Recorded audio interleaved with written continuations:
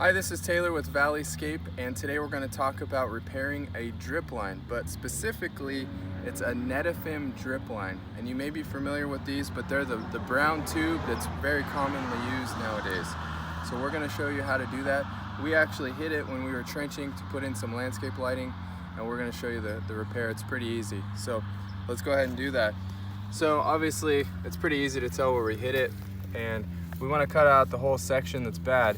It's important though to check for the emitter points on Netafim tubing. Right here's one. You can see this is where the water comes out, and another 12 inches back. You don't want to cut into this because you won't be able to get your coupler to go inside the tube or outside either. So right here is a good spot. There's nothing there. There's no hard spots to cut through. So we'll cut the tube, and then our little splice connection is going to go inside. It's supposed to be super tight to get in.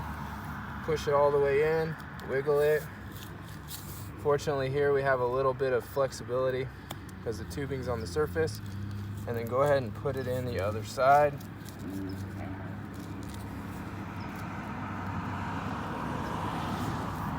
You want to try to get as much of the connection covered as possible.